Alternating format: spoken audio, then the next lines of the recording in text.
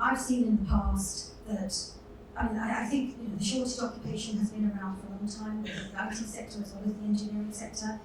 For some of us, I've been doing this for an extremely long time, 20 plus years, and I would say these occupations often have been in the shortage list for many, many years. And the government has always had this rhetoric that's trying to do apprenticeships, training local people, but when you get talented graduates coming out of university, whether they're local, the issue that you have is even those that go on and get scholarships, like Imperial College or Oxford or Cambridge, they come out and find investment banking more attractive because the salaries are higher and so forth. So what are you seeing? Obviously you work with corporates and you work with the tech businesses. How are the companies tackling this issue of training local people as opposed to the international workforce? I'm Stephen Meager, I'm one of the co-founders of Growth Builders. We work with a lot of companies at the very early stage, sort of like seed stage, but we work with a lot of companies who are both UK based and international, who are sort of around what we say Series B stage, where they've got say 10, 20 million plus of funding, maybe approaching 50 to 100 employees. They've got a little bit of more money to spend on this. What we see are challenges, in particular in relation to the skilled worker visa, is, like you say, technology in some parts of it, unless you work for a large Google or a Facebook that have the money to pay for it, but a lot of technology companies don't command those large salaries, and they make themselves a bit more attractive by giving equity away or share option schemes to compensate, balance out the lower salary.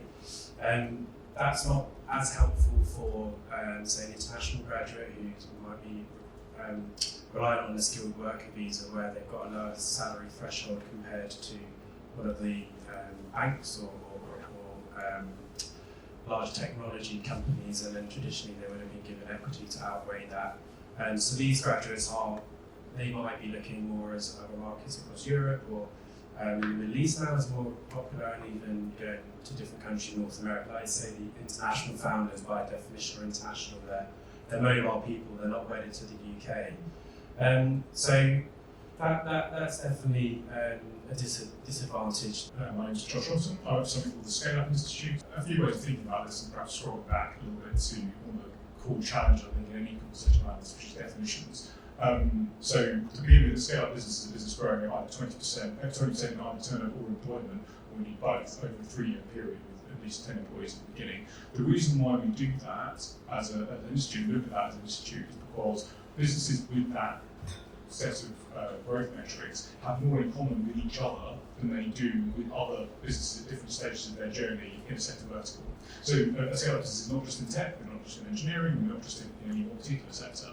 And they have a series of sort of growth challenges that can often be categorised in particular ways, but the overarching issue they face is actually market access, for instance, which is quite an interesting metric. A lot of people assume it's funding, but actually that's much more usually an earlier stage challenge. The second challenge they face is access to talent. And that talent is it's an indiscriminate challenge. They need more people, and they need more people at different levels of the business. And then the third one is access to funding, followed by leadership development and access to infrastructure.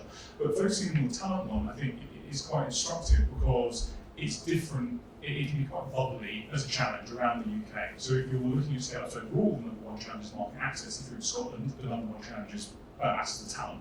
If you're in other particular areas of the UK, the number one challenge is access to talent. And when they talk about that, they're not saying, I need somebody to come in from overseas to do this job. They're saying, I need somebody to do this job. And that's a skills issue. There's then a series of pain points around that, which can then result in people saying, I want easier access to overseas talent. But sometimes, and this didn't come up earlier, but it's one of the points I think you might have been referring to, Brian, the challenge there is often time.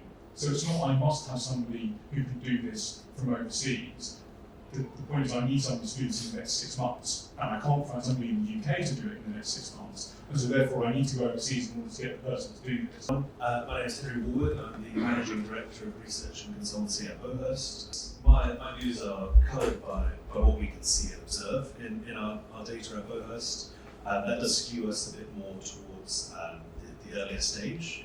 We're looking at founder data and director data, and the role international talent plays in sort of creating the tech ecosystem from the start.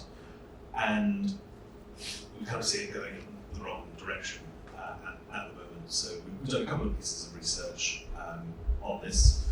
The two sort of to mention are we looked at the fastest growing companies in the UK and the role of international founders in starting those businesses. When we first did that research, it was about 50-50 splits. You take 100 fastest growing, 15% of them had a founder who had come from abroad to start the business, and that number is trending down. It's now about 39%. You can also see the growth rates themselves also trending down, so that cohort of 100 is maybe slightly less fast growing than before. And that's one thing we can see. And then I think it's interesting to look at the dynamic with the sort of priority sectors that were alluded to earlier. If we look at a category that we put a lot of effort into tracking at Bohurst is spin-out companies from universities.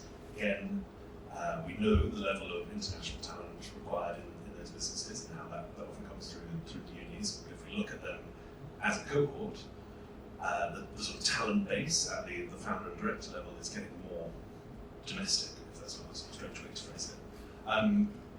So that's what colours my opinion when I come to this. It looks like there are a lot of ways in which we're making it more off-putting but I guess I'm very focused on the very top echelon of these sort of startups and spin-outs.